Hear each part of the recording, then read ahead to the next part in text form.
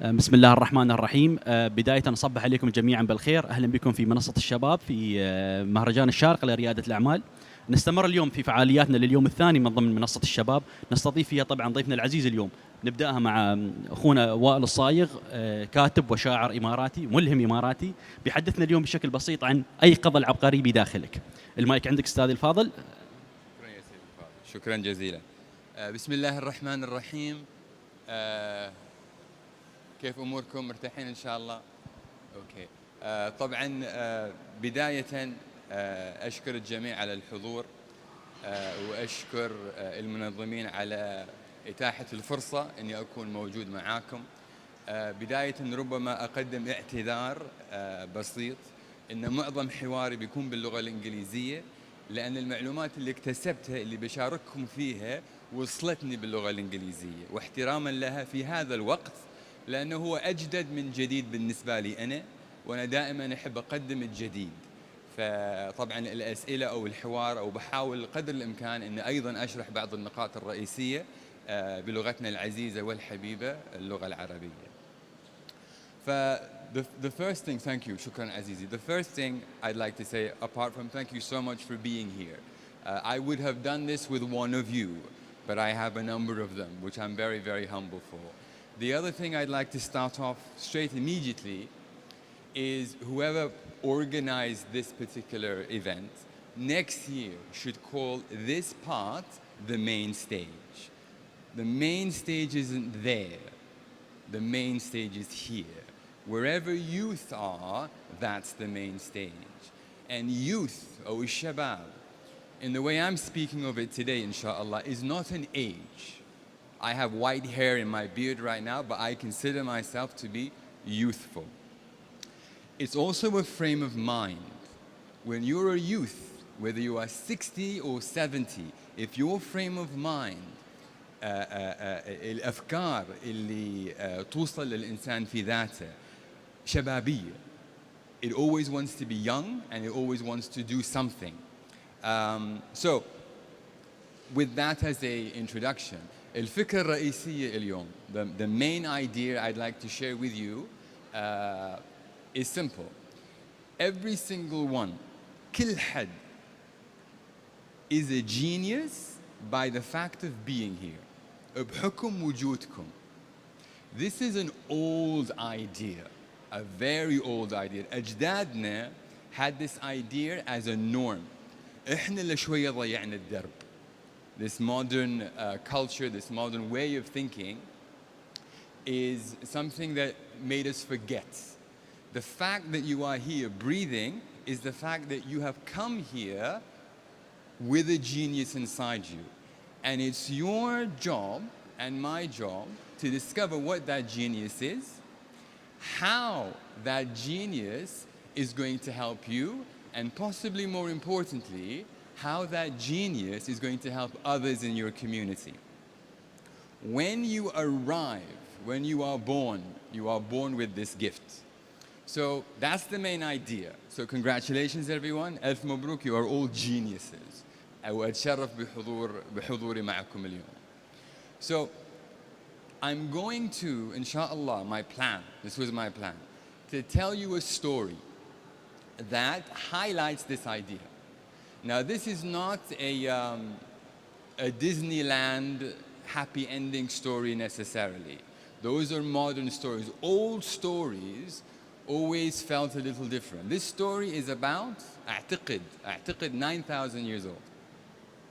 And it comes from the South American culture. And I've always been a big fan of stories.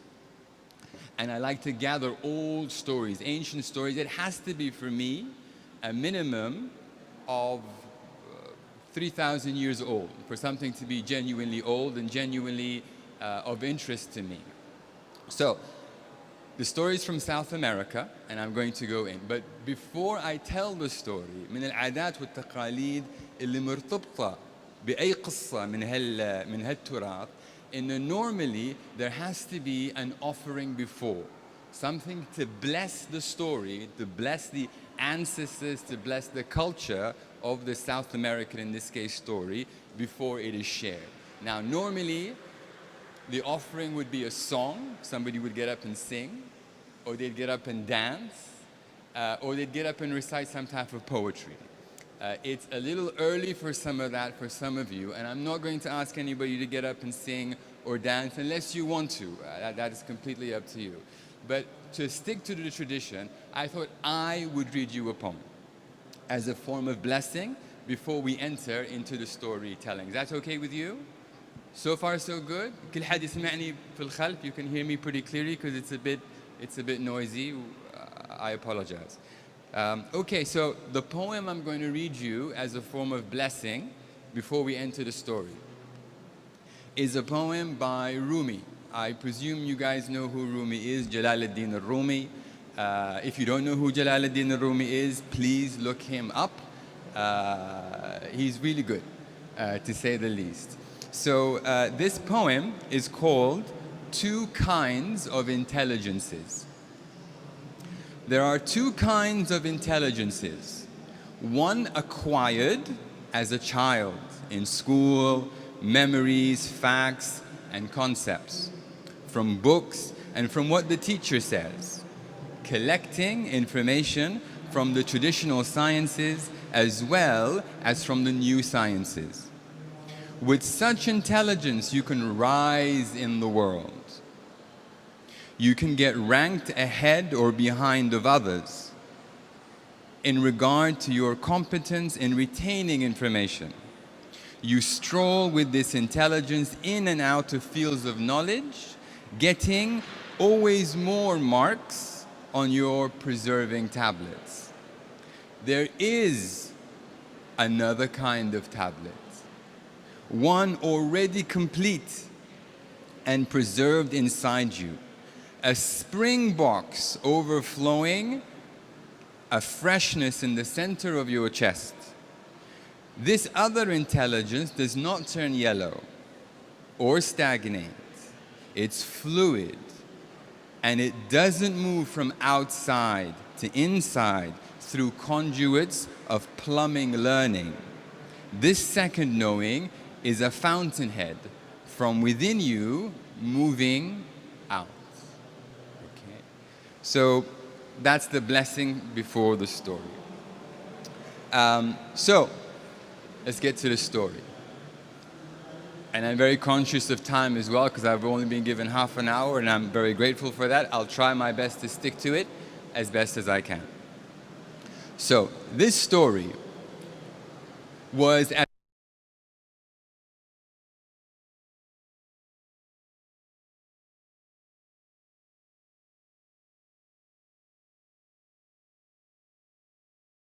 everybody being born had to be born through this particular person. Now, this particular person was known at that time. This is before the great disaster happened. At that time, before the great disaster, everybody was born with the help and assistance of a midwife. Now, the midwife was she was known. She was always female, for a fact. She was known to be a very wise source of information. Because if you think about it, a midwife is there, she's the first person that sees you. Also at that time, a midwife was somebody who helped with a death in the family. So she was there at the beginning of the agreement of life, and she was there at the end of the agreement of life. So I don't know whether you got the memo, but you've all signed the contract. By being here, you have also signed an agreement of leaving. Life and death. So, the midwife was always a very wise source of information. So, it just so happened in this village in South America, a woman was in labor, and they called the midwife to come help. Now, this was a time where when everybody arrived, they arrived with a gift with them. So, let me just stop for a second there. This story is not a factual story. This is regarded as a mythical story. With myth, أو علم الأساطير باللغة العربية, the point of myth, this is a very important point for me to share with you. The point of myth is not to believe. I'm not here to tell you believe the story in its details. The whole point of myth is for you to allow the story to meet you as a soul, as an individual, wherever you are. So when I tell this story, you will pick up different things as individuals. So as an introduction, the point is not to believe what I'm going to say. The point is just to allow it to find you. Allow it to speak to you in a particular way for you. Okay, back to the story. So it just so happens that this woman giving labor, the midwife knew the arrival was a boy. And she also knew that this boy came with something. It happened, and this is nobody would see this but the midwife. The midwife had second sight, what they refer to as a second sight. She would see things. So she'd see a pregnant woman walk, and just she would know that's a boy. She'd look at the woman's nose and say, "You're carrying a girl." You have ultrasound now, where you get information about a baby before they're born. Back then, midwives knew that stuff. This is just recent stuff with technology. So when this child was born, when this particular child was born, he came with a green cape and a bowl of water. The midwife, because nobody saw this but her, she took the cape, she took the bowl, and she hid it. And nobody knew. Everybody's busy with the labor. The kid has no idea what's going. He's going from a very nice warm place to a very cold place, and they're in shock, so nobody knew. But the midwife knew. So she took the gifts and she wrapped it up. She said, "Thank you very much. I'll see you in a week when we come back for the naming ceremony." Adat mutaqalidhum, they have 1 week before they name a child, for whatever reason. So the midwife took the gifts and she went to the mountains, to a village, and she told them, "Keep these gifts here, keep them safe." A week passed and she went back for the naming ceremony. They cleaned the baby, they dressed him in a particular garment, and they decided to give the name of Poder. This was the child's name. Poder means gift. It can also mean good luck. It can also mean power. So Poder grew up like any boy. Good days, bad days, childhood experiments. And one day, Poder moved from childhood to another phase. Childhood ends and something else now begins. So Poder now has some questions. عند تساؤلات ذاتية. And these are his main questions. Who am I? Do I have a purpose? Do I have something to give to the world? And does the world have something to give to me? When he couldn't find the answers to these questions by himself, where do you think he went to for a source of wisdom? He went to the midwife or his mom. His mom would have helped, but like I said, midwives, the mom is, in birth, the mom is busy. The mom is very busy at birth. So he went to the midwife.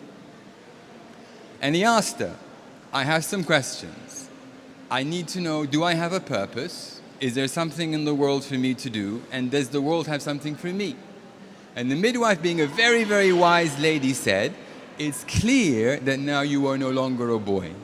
And it is time for you to seek the answers to these very important questions yourself. You now need to leave the village and go to the holy hills. And there you will find your answer." Poder wasted no time, went back. He went to his mom and he said, "Mom, I'm leaving to get knowledge." So she gave him her blessing. She made him some food and she said, "Allah wa yak." I'm sure he went to the dad as well, and his dad said, "You have my blessings to go find knowledge." So Poder left and he went to the holy hills. He went into the forest, and all he carried with him is his food. The food ran out as he was looking for what he was looking for. So all he was left with is nothing but the questions that he had inside him. Who am I? Do I have anything to give to this world? And does the world have anything to give to me? He happens to come across a village where they were having a ceremony, and they spotted him and they said, "What are you doing in the forest all alone?" And he said, "Well, I come with questions and I need answers to these questions." And they said, "Well, you're in luck, because we're really good at answering those questions. Have a seat, have some food first of all, and then we'll continue." He had some food and he rested, and then he asked them, "I need some answers to these questions, and can you help me?" and they said, we're going to go get something for you right now, and that will help you with your answer. So what do you think they went and they got? They got the green cape he was born with. They brought his gifts, the gifts that he came with, the green cape and the bowl. And he said, these are the gifts that you came with. Tradition says people that come to the world with that are traditionally people that help with rain. They are rain makers. In South America, البيئة مثل الصحراء, it's very hot. For making rain, we have cloud seeding now as well today. Making rain was a really big deal. So they taught Poder how to handle his gifts. They taught him how to look at the clouds, how to wrap himself up into the sky, and how to induce rain in due proportion. After he finished his education, they said, you're done, you can go back to your village now. And he did. He went back to his village, and he helped his village grow crops, vegetables, squash, because he can help with the rain. And his village became very prosperous because of his gifts. So everybody looked at Poder as a celebrity. This is a man who we are proud to have as part of our village. He helps with the rain. We grow vegetables. We have something to eat. Thank you, Poder, for what you have brought into this world. During this time, there was another boy, or another youth, should I say. And this youth didn't know who he was, didn't know who what his talents were. And nobody could really help this kid. And he took a very big interest in Poder. Poder had gifts, and he knew what to do with them. He didn't. So he became a very, very close subject to his attention. He would follow Poder everywhere. He would know. And by the way, when Poder wasn't using his gift, he would hide them. He would hide them and then go. When it was time to make rain, he would come back, he'd take his gifts and do his thing.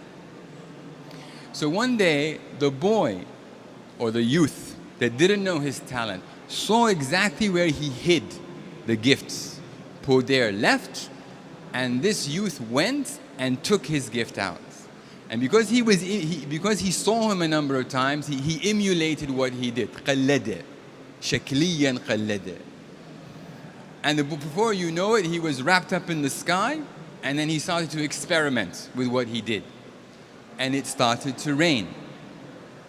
And rain, and rain, and rain. The rain did not stop. And you know what happens when rain doesn't stop? Everything gets destroyed. And they say it would not, the legend of the story says it would not have stopped if the Creator himself didn't make it stop and bring the false rainmaker down. And Poder retained his gifts after that, and the village went back to normal. But they say, ever since that great flood, no one, absolutely no one, not even the midwife, would know and see what each person's gift was when they arrived. They also say, according to the tale, that us, إحنا, we are the ancestors of those people. That's why when we get born, we don't know what our gifts are. We don't know what we have to offer the world. So we wander about lost and confused. That's pretty much the story. Normally, what tends to happen is that we would discuss it and just see which part of the story affected you the most. But I think it's really important to understand that when you don't have a gift and you start copying other people, you may get success. You will elevate. If you remember part of the poem, he said you will rise up in the world with your knowledge. But if this knowledge is not from inside out, if this knowledge is not your genuine genius, and by genius I don't mean you come up with something that never happened before. It could mean doing something that everybody knows in a different style. I'm telling you a story now that's over 9,000 years old. You think I'm the only one that's told the story? But I'm telling it as Wa'il. I'm telling it in my own way, in front of my own people. When you copy somebody else, you may elevate, but you will do a lot of damage because you are not trained. You are not trained in your gifts. If you notice, Poder had gifts, but he had to go somewhere else to get it. He also had to have somebody else teach him how to use it. I always find that interesting. So everyone here, according to the story and according to my observation from life, is a genius. You don't need, مع كل احترامي للدكاترة and people with PhDs, you don't need any of that. It's already inside you. And the more time you spend chasing it outside you, the less likely you are to find it. It's already there. You need no external help. The most important thing, and I'd like to leave it at there as much as I can, I'm happy to take any questions, is the most important thing I'd like you to remember is that when you find your gift, ya jama'ah, you genuinely are a gift to the whole world. When you find who you are and your purpose, you will serve your community, whether you're a doctor or lawyer or in this case a rainmaker or a poet. And that's important. When you are born with this. You ever notice في عاداتنا وتقاليدنا لأن عندنا مولود, what do? We go greet. جاهم ولد, جتهم بنية. وحتى بعد when somebody passes away. For me, I never understood that. I never understood why do I need to go to somebody's house? They got a baby, congratulations, move on. But now when I read stories like that, I understand. I understand that when we go and we greet someone who's just had a baby, you're greeting that gift that has come with the baby. Because when that baby grows up and inshallah finds who he is, they'll be serving the community and it's a gift for everyone. That's what you're greeting. You're not greeting some baby, you're greeting a gift that's come into the world that we all gain from. I believe that's my time. I hope you enjoyed that. I hope you got something out of that. It is individual. What you get is your own. I hope you take that. I hope you find your gift, or if you already found it, keep using it. إحنا في أمس الحاجة إلى كل جهودكم. في أمس الحاجة إلى أحلامكم. في أمس الحاجة إلى الأشياء اللي تحبوها, the stuff that you love, that you're just so good at and you can't understand why. Sometimes that's a little hint towards where your genius is. If somebody asked me, another person asked me this question 2 days ago, they said, okay, I like this genius stuff. I like the idea that I'm already a genius, but I need to know how do I get it. Poder went to the mountains, what can I do to find my genius? If you want the honest answer to that, بحكم خبرتي, is the following. Get into trouble. When you're in trouble, not any kind of trouble, I'm not talking trouble with the law, I'm talking the trouble that has you go, oh my God, what am I going to do now? Your genius tends to pop up then. All of a sudden, عندكم حل, you have no idea where it comes. That is a little part of your genius. The genius knows what to do. It doesn't need to be educated, it's already educated. You need to educate yourself to connect to that. So, get into trouble, but make sure it's a clean kind of trouble. Awaken your genius and share it. I need it personally. I need all the help I can get. I don't know about you, but if you've got the memo, عالمنا مع كل احترامي with where it is كإنسانية كبشرية, we are in trouble, يا جماعة. We are in a lot of trouble. And when you awaken your genius, you help solve that trouble. So please, wake up, be the geniuses that you are. Thank you من أعماق قلبي وروحي وعبقريتي a little bit for being here today. I was saying in the beginning, I would have done this talk with one person, and there's a lot more than one person here. But thank you so much for being here, and thank you for being the geniuses that you are. Shukran. Thank you.